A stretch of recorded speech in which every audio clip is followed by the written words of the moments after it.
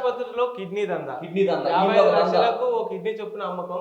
సరూనాల్లో అలకనంద హాస్పిటల్లో అక్రమ ఆపరేషన్లు. ఆసుపత్రి సీజ్, నిర్వాహకుడి అరెస్ట్. ఆపరేషన్లు చేసిన డాక్టర్లు పరారు. హైదరాబాద్ లోనే ఓ ప్రైవేట్ దవాఖానా అడ్డాగా కొనసాగుతున్న కిడ్నీ దందా గుట్టురట్టయింది. పర్మిషన్ లేకుండానే కిడ్నీ మార్పిడి ఆపరేషన్లు చేస్తున్నారని, ఒక్కో కిడ్నీకి 55 లక్షలు అమ్ముతున్నారని ఉన్నతాధికారులు తనిఖీలో వెల్లడైంది. జనరల్ సర్జరీ, ప్లాస్టిక్ సర్జరీల పేరుతో అనుమతి తీసుకొని 6 నెలల కింద ఆసుపత్రిని ప్రారంభించిన నిర్వాహకులు వేర్వేరు రాష్ట్రాల నుంచి డోనర్లు రప్పించి కిడ్నీ ట్రాన్స్ప్లాంటేషన్స్ చేస్తున్నట్టు గుర్తించారు. వీళ్ళు చెప్పు తీసుకోవాలి ఫస్ట్. ఈ హాస్పిటల్ యజమాని ఎవడైతే ఉందో ఆ పాల్తగాడాడు 6 నెలలు అంట తీసుకు 6 నెలలు జస్ట్ 6 నెలలు ఆఫీస్ హాస్పిటల్ ఓపెన్ చేసి అంటే ఇదంతా చేయడానికి చేస్తున్నారు. అరా బాబు, ఇక పేదోడు వచ్చినాకో బాబు డబ్బులు అవసరం ఉన్నాయా పట్టు కిడ్నీ. దేవుళ్ళు కనిపించిన డాక్టర్లు కనిపించే దేవుళ్ళు. మనం మన బాడీని కంప్లీట్ గా కళ్ళు మూసుకొని అప్పచెప్పేది ఒక డాక్టర్కే.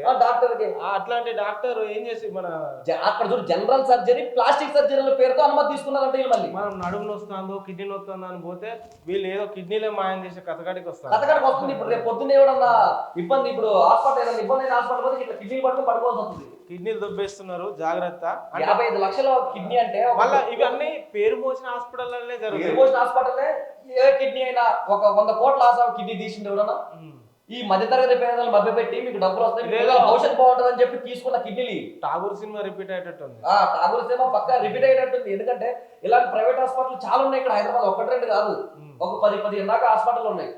వాళ్ళందరి మీద కట్టడి జరపాలి. అది ఎంత ఈ హాస్పిటల్ కానీ డాక్టర్లు కానీ జనాన్ని కొంచెం మంచిగా చూసుకోవాలి. అది వేరు. మళ్ళీ కిడ్నీ డోనర్స్ ఇదంతా అది వేరు. మళ్ళీ అది కావాలని పిలిపించి ఏ రాష్ట్రాల నుంచి ఏదో మధ్యతరగతి ప్రజలు, పేద ప్రజల కిడ్నీలు అవన్నీ ఇప్పుడు 100 కోట్ల కిడ్నీ ఇస్తారు ఏమంటే అన్ని. నీకు 55 లక్షల కిడ్నీ అమ్ముకోవాల్సిన అవసరం ఏముంది? అసలు వాడికి అవసరమే ఉంది. ఇప్పుడు ఈ పేదోడికి ఇది ఇక్కడ కూడా ఏది ఇక్కడ కూడా అదే అంటారు. దీన్ని కూడా ఇట్లాంటి ఆసుపత్రుల మీద ఎట్లాంటి చర్యలు తీసుకోవాలంటే భవిష్యత్తులో హాస్పిటల్ జోలికి పోవద్దు.